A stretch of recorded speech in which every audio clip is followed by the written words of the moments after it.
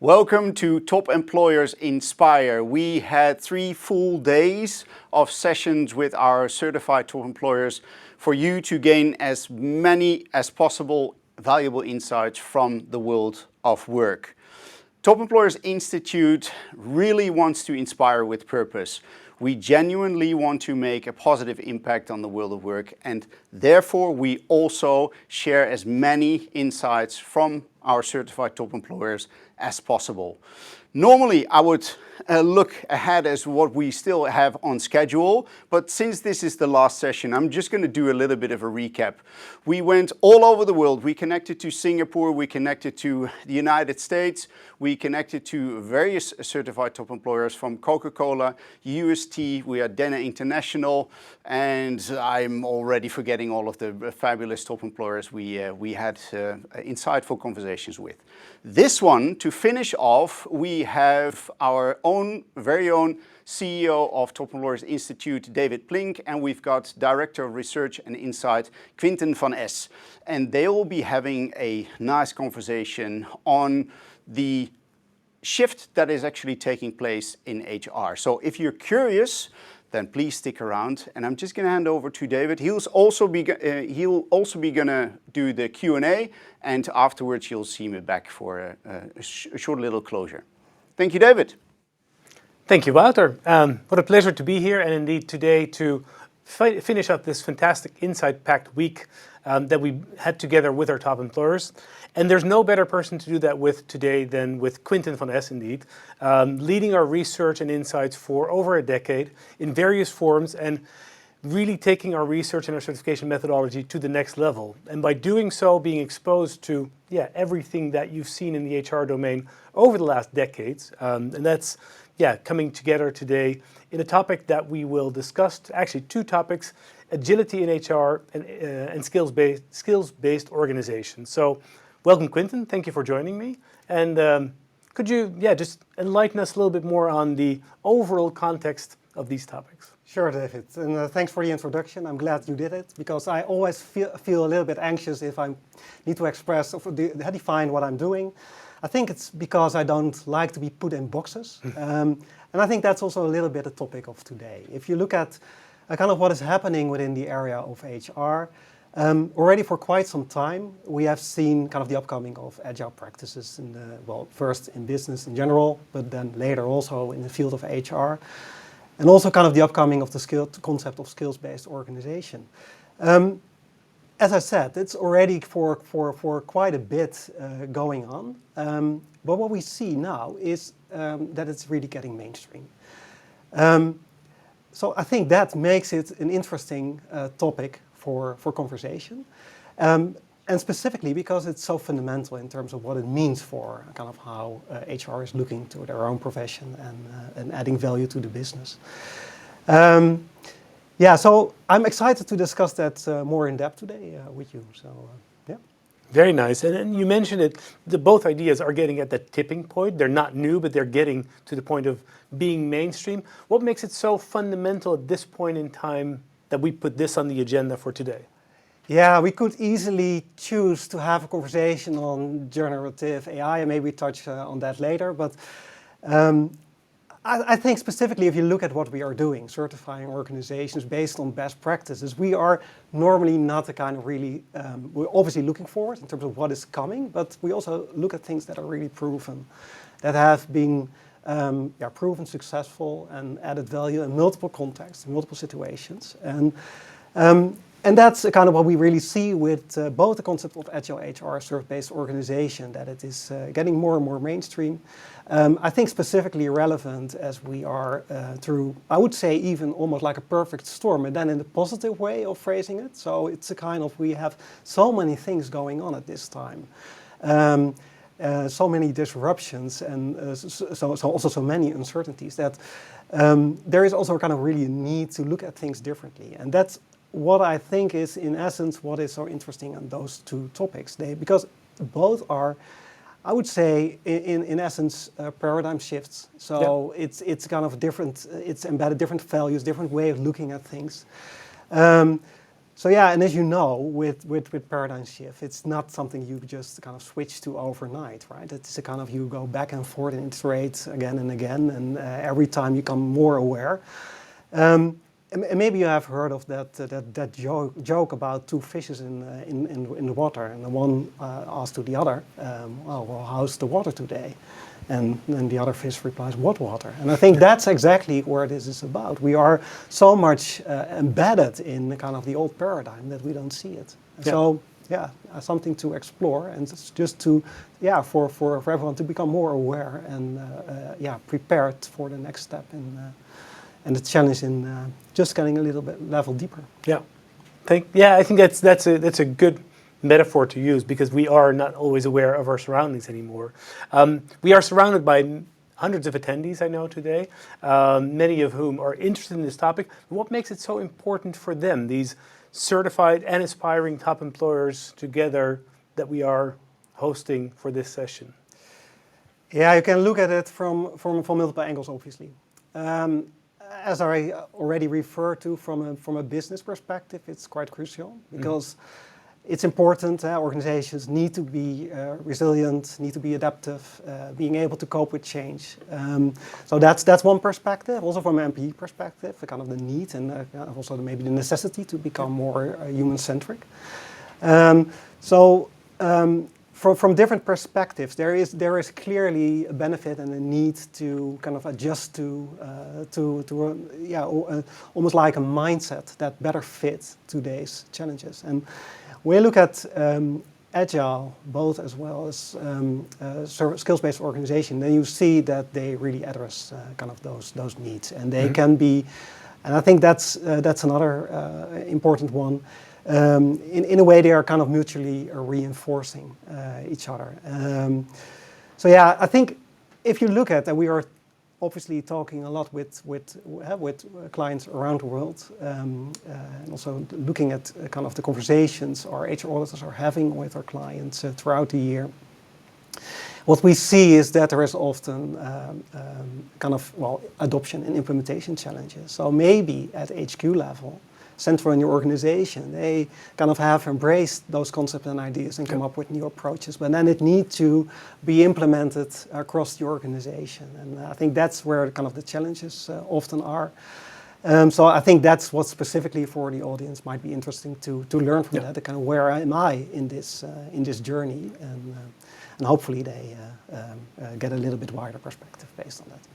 Fine, I think we will look at the challenges a little bit deeper as well, but now we looked at the fundamentals, we looked at the importance. Let's dive a little bit deeper in each of the topics, beginning with Agile HR. How would you define the scope of this domain? What is in it? What makes it come alive? You know, Agile as a concept, I think it doesn't need a real introduction. We all know it's borrowed from software development and kind of spun over to other domains, also in HR. I think what is interesting is that although we all kind of understand the fundamentals of Agile, working in an Agile way, iterative, cross-functional, learn fast, I think it's specifically interesting that we see organizations taking all kind of different approaches when it comes to Agile. Some organizations just are choosing to kind of have an approach where they are focusing more on mindset, the values underpinning kind of Agile work, and really embrace that in the organization. Other organizations have a more kind of methodological approach. They just implement Scrum company-wide. Maybe even without too much focus on the actual values underpinning it. And everything has kind of its pros and cons. And I think that's what is interesting, that what we are at today is that we see a kind of a huge variation in terms of how organizations are dealing with Agile. And then at the same time, we still have often kind of just those old ways of doing things that are kind of limiting organizations to becoming truly Agile. Just think of a yearly budget cycle, which is often not adaptive enough to become truly agile. So I think that's what we kind of the field where we're looking at in terms of agile. Later on, I also will highlight some examples in terms of how you can move forward with agile. But yeah, I think that almost like summarizes what agile means today. Yeah. And one of the things that we discussed over the years already, what was interesting a few years back when we discussed these topics as well, is some of the reluctance within HR to adapt. It's like, how can you be agile in payroll? Because it's not a trial and error. It is real. It needs to happen correctly. So I think what you mentioned, the budget cycle, similar to that, right? Yeah, it's not that because kind of you move to agile, then you are not serious about things that need to be controlled. But also there, even in areas like compensation, you see that kind of just the notion of having a kind of gather feedback and do something with feedback, and do quickly something with feedback. Also in that area is more and more becoming more and more common. And I think when it comes to agile, it's also good to make really that distinction between a kind of agile applied to projects and agile applied to kind of more, let's say, the HR operating model. Yeah. So commonly we refer to agile in the context of projects. We're all familiar with kind of Scrum teams and those kind of things, but less common is really seeing it in the context of HR operating model. And I think that's specifically the interesting area. Maybe good to mention in this context is that a lot of organizations might be more agile than they realize, because what they are already kind of moved over the last years to kind of the habit of asking continuous feedback and acting quickly on that. So that's, in essence, it's an agile principle, right? So we see that happening already. So I think that's what makes it interesting. Also speaking with organizations, if we ask them, to what extent do you adopt that, they might not even be aware to what extent they're already applying those concepts. Yeah, and I think that's what you refer to also. Sometimes it's more a semantics discussion than anything else. It's happening, but definitely there's a label to it. Yeah. Before diving into the next topic, I want to ask the audience as well to please pop in your questions in the not in the chat functionality, but in the Ask the Moderator section, so we can mix them into the conversation with Quinten. The second topic that we are indeed addressing is a skills-based organization. Could you give some deeper context to that domain as well? Yeah, sure. I think similar as what we see with Agile, it's a kind of really grounded in almost like the fundamentals, more Tayloristic way of looking at organizations.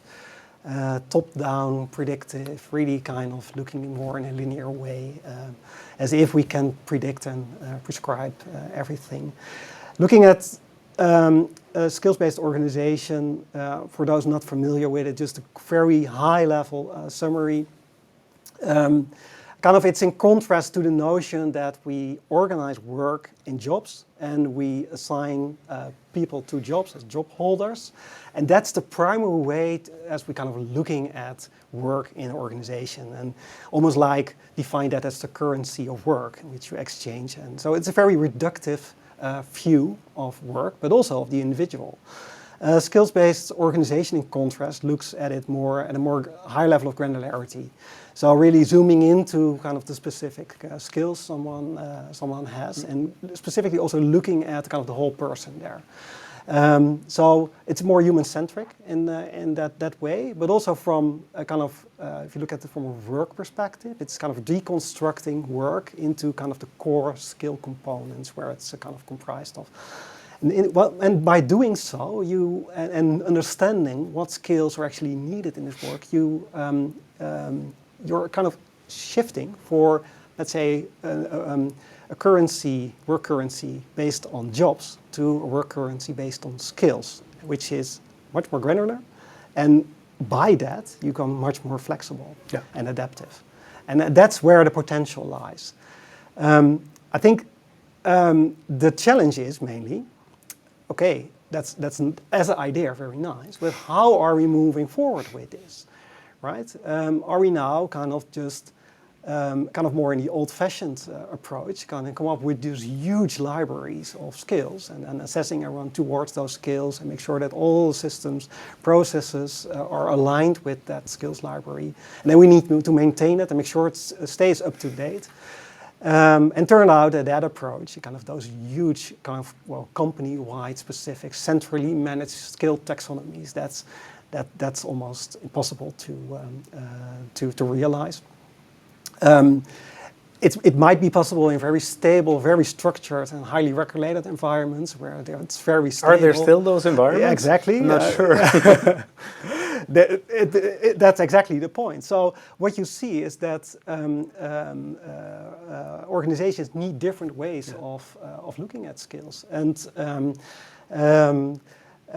often that's I think I already mentioned how we see more adoption of both concepts. And also if you look at skills-based organization, that's translated not only kind of to the more, I would say, industry and economic discourse, but also in terms of vendor solutions. So vendors are building in those mechanics already in their solutions. So talent acquisition system that's able to match based on skills. Learning platform, which is primarily based on skills, those kind of things. But then it's a kind of vendor defined and often black boxes. AI, working on AI, and you don't know how it works, but it works, right? Yeah. And suddenly you get a match, and it's a good match. And so I think that's a bit the challenge. So organizations need to navigate that territory to see, okay, well, where do I want and need to take really ownership and control, and where can I trust solutions? And I think the frustrating answer at this point in time is there is no one right way. So we are still in the midst of, let's say, a process where those solutions are getting more mature, and finally we need to get to a new way, new balance. And yeah, we're still in the midst of it. Yeah. So at this point in time, it's okay to have multiple solutions, multiple approaches. I think it's important that when you move forward with skills-based organization, that you know kind of why are we doing that and what context, and choose an approach that kind of fits with that why. Yeah. I think what you're telling is also kind of resonating with something that Barack Obama said a couple of weeks ago when he was in town. On both topics, I think it resonates is better is good. So it doesn't have to be perfect, but anything that is better is good. And that kind of resonates with both topics for me. We put these two in one session for a reason. How do you see them converging? How do you see that they are reinforcing each other? Yeah, in multiple ways. We already had that conversation just a moment ago about kind of the challenges to get started, and then better to do something. And I think that's really kind of the Agile approach. Just get into it, learn, and also fail, right? That's fine. But and then move forward, knowing with a better approach. And in that way, you gradually get to kind of better understanding and more effective solutions. So in that sense, kind of they both benefit from that kind of iterative approach. Mm-hmm. Another thing is looking at kind of the maybe connection to the both concepts is that they're both human-centric, right? Yeah. So Agile turns organization upside down. So it's bottom-up instead of top-down. So really values the individual as empower the individual as well. See them also as a whole person working in interdisciplinary settings.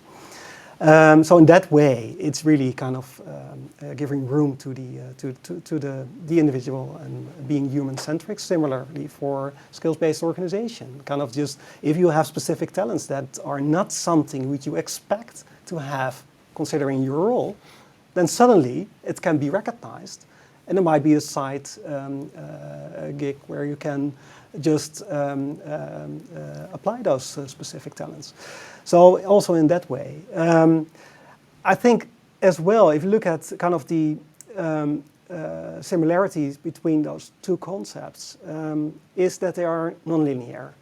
Where for Agile, I think that's obvious because we don't know when we start exactly how it will go and where we maybe even end. As long as we have the objectives clear and on the radar. When it comes to skills-based organization, it may be less obvious, but also there, specifically kind of in the more mature organizations, when it comes to skill-based, they're very good in skill inference. So kind of identifying and detecting kind of what skills do people have, but also kind of what new skills are needed. And then often supported by AI, which is super capable in that sense. And in that sense, also kind of non-linear, because we can't predict what skills will be the basis of this match. That is something that then pops up suddenly, maybe based on very kind of new insights. So, and I think because it's a black box, that non-linearity is maybe not that clear to everyone, but it is clear. It is there. Yeah. So. If you look at a little bit deeper, hopefully I'm going to get too deep into this, but also considering time. But if you look at the AI solutions, instead of a kind of more taxonomy-based, it's called ontology-based. So it's taking into account not only kind of more a hierarchical view of skills, just grouping them into clusters, etc. But also kind of a more network view of skills. So looking at also kind of adjacent skills, context, those kind of things. And that makes it so interesting. And specifically now when those solutions are getting better and more effective over time, it can really help to get to unpredictable results. And as a result, help you to gain competitive advantage. Yeah. So I think super interesting to see those two areas in combination and as a kind of a strategy to deal with the challenges we are in. We are all in, I think, at the moment. Yes, and then this implementation of these concepts also comes with other challenges. You already mentioned for Agile, it means you're turning the organization upside down, which is a stretch for many leaders. Correct. Do you see any other challenges with introduction of both agility in HR as well as the skills-based organization, specifically for leadership? Yeah, you know, the leader becomes more a coach facilitator. So that's more. So in that way, it's a different leadership style. What's needed, more servant leadership. So that's one key change what we see, but also in terms of kind of what do you need from leaders. So they need to be visionary. They need to be empathic. So they're all different leadership threats that are suddenly becoming more and more important. So yeah, in that case, basically, it's the ability to to manage and navigate through changing mindsets that's becoming more and more important. Yeah, navigating all that complexity at the same time. Yeah, exactly. Very nice. Yeah. Translating it to employees, because leadership is one component of the organization, but what are some of the benefits and challenges for employees and the overall employee experience that you see? I already mentioned the employee-centric view, specifically looking at a more holistic way of looking at the individual employee as a whole person with all their talents, where they even might not be aware of themselves. So there is their direct impact to their own development. Also from an employee experience perspective, if we have a kind of more fluid notion of work and matching kind of talent with work, then you can imagine that there will be just in general better fit. So you're tapping into that unused potential. So also there's a benefit. Agile obviously has massive implications in terms of improving the overall employee experience, as we have all seen by organizations with quick iterations, A/B testing, you name it, and then just quickly tweak and adjust the processes and services so that you just do it slightly better every time.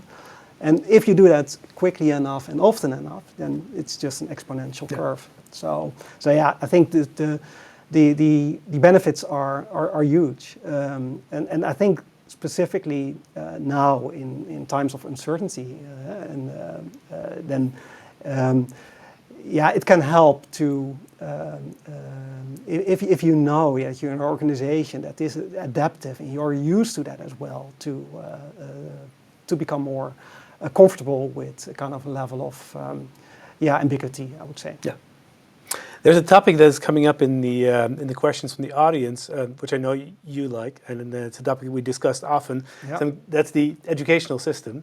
And the question is, what's the role of schools and educational systems in line with skills-based organizations, and how do they adapt to educating that way?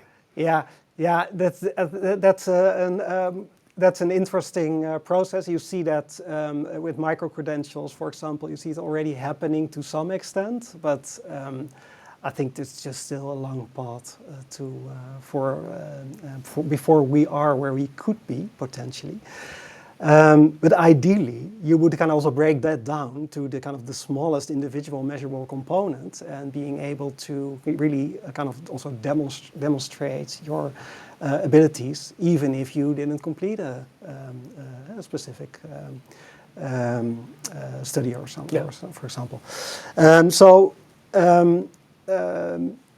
There is obviously here a lot of potential, I would say, and you see it's happening already.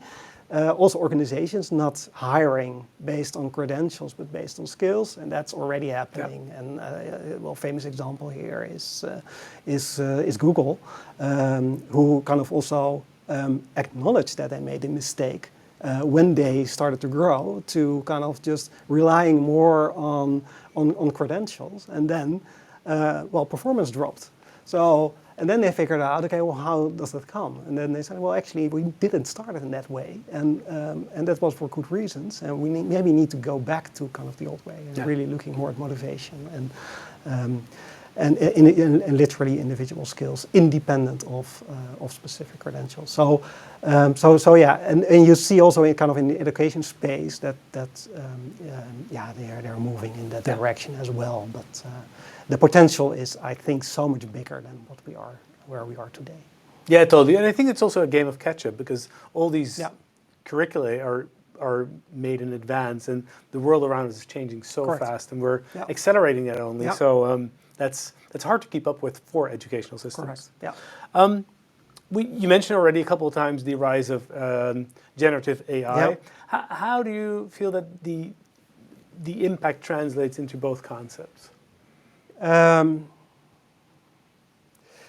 think already mentioned AI in the context of skills-based organizations, specifically the vendor solutions, which are based on AI. But they are not often based on kind of more machine learning rather than generative AI. Those large language models, such as ChatGPT. I think so. That is an area where we are still, all I think very excited about. We're also in the unknown in terms of what does it mean, what will happen, and what will eventually be the consequence of that. And I think that in itself already underlines a kind of the relevance in context of being agile, and not only as for software development, but also as HR and as business in general. So there's just a lot of uncertainty. There's a lot of complexity here, and being agile is just a prerequisite in order to navigate effectively in that domain. But also, if specifically, I think if you look at skills-based organization, I think the potential is huge. We have now those vendor solutions, which have I think in general, I would say, relative small AI engine, which is already tremendously effective. But imagine when the market is maturing, that grows exponentially. So that's it's hard to imagine how good and fluent kind of skills matching will become in the future. I think a consequence of that will also be that kind of dissolving of boundaries of organization, right? So that becomes easier to exchange talents, like also not only in terms of with the educational area, but also between organizations. So I think in that sense, there will be just a lot of new developments what we will come. Oh, I think we didn't spoke about that. Job displacement is a serious concern as well. If you are already looking at your organization, work in your organization in a more deconstructed way, so looking at the individual component, you're so much better prepared to those challenges ahead and can navigate quickly in that domain rather than if you're still fixating mainly on jobs. In case organizations do that to some extent still, but they are organizations. And there are roles that will disappear. Definitely. But if you have the underlying skills segmented more. Yeah, exactly. Yeah. I think there are some questions still coming in, but before we go to that, any advice on how to get started? Because these are big concepts, and what is the pathway? Yeah, you have a silver bullet? I wish I had. But I think I already mentioned, for skills-based organizations start with the why, and it's open door. But it don't start because it's the thing you need to get started with or whatever. There needs to be a clear reason or a clear business case. So that's my first tip. And if you know what you would like to achieve, what the challenges are, it's very a good practice to do a readiness value assessment. So look at the different domains and look at how ready am I to move into that space in this specific domain. Really do an assessment of that. And also in terms of the value assessment, same thing. Look at what can it potentially bring me in this domain. Well, and if you are ready and if there is a huge value, then it's a nice, interesting area to get started in. So I think that would be kind of really good tip to identify areas for opportunity here. When it comes to Agile, and it applies also to skills-based organization to some extent, just start small, and specifically Agile. You know, there are different ways how you can start it. I think most organizations are already taking steps to more or lesser extent in that direction. But do it Agile. Really just get into it. Just learn. Not afraid to fail and just step up and do it better. And bring, if needed, some expertise outside in from other domains. That also could work. You see that the quickest way to, also the highest performance, by the way, is often people working in a different functional area. So why not putting someone from IT in who's used to working Agile in an HR project team, and then just to see what's coming out of that. Yeah.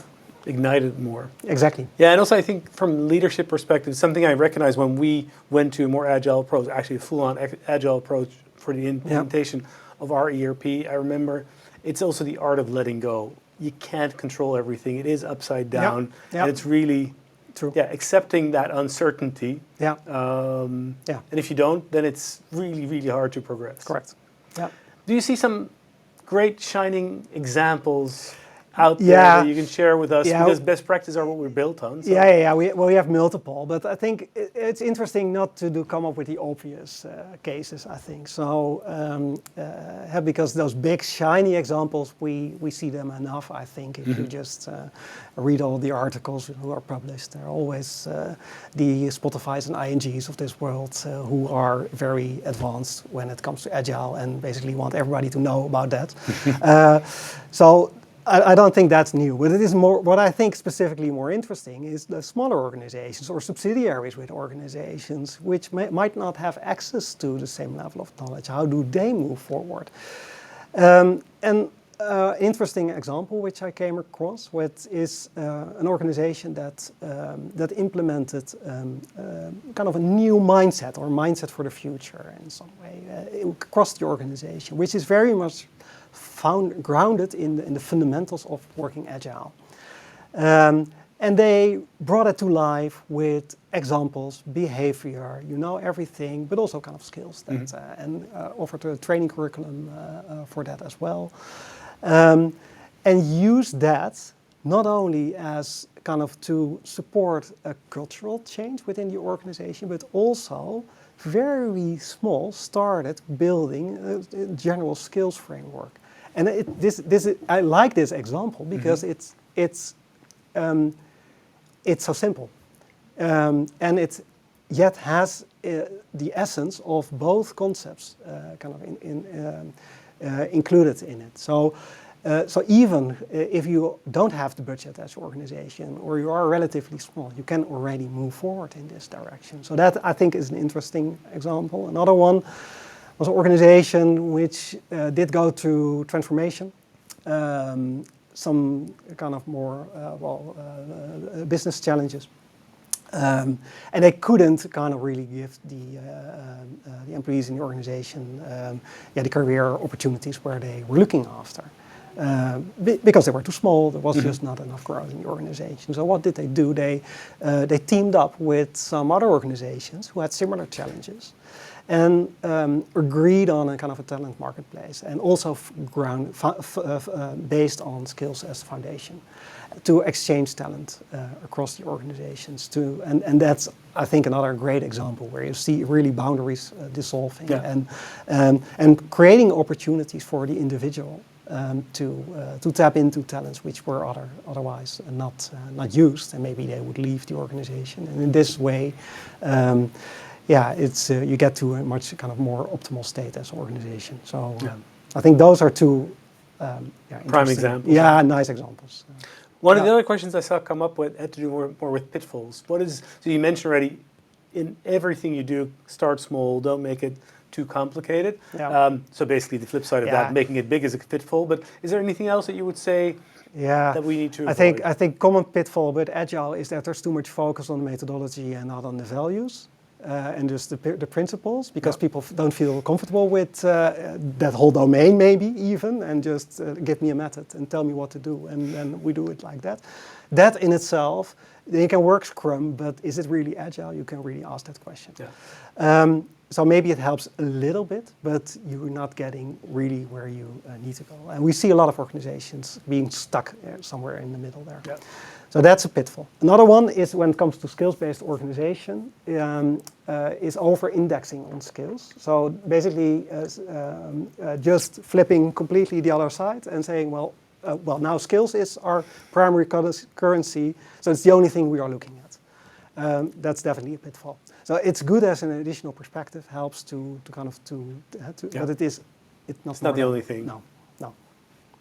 And you mentioned very clearly as well the adaptation of agility, of Agile is also all about culture. So that's why it's so relevant today to talk to you within the HR community about this topic, because it all boils down to culture again. So I want to thank you, Quinten, for enlightening us on this domain, on these two topics. I think it was very insightful. I hope our audience concurs. You get to leave your comments as well. You get to leave a review of this. Bree, thank you so much. We look forward to more conversations on this, and hope to see you all back online soon. And then over to Wouter again. It's me again. Thank you, gentlemen, for a super insightful look into the near future. It's not far away. I think we're making big steps to that, and it's amazing to see how strong the influence, the growing influence of HR is, and the impact as well. That was it for. Thank you again. That was it for Top Employers Inspire.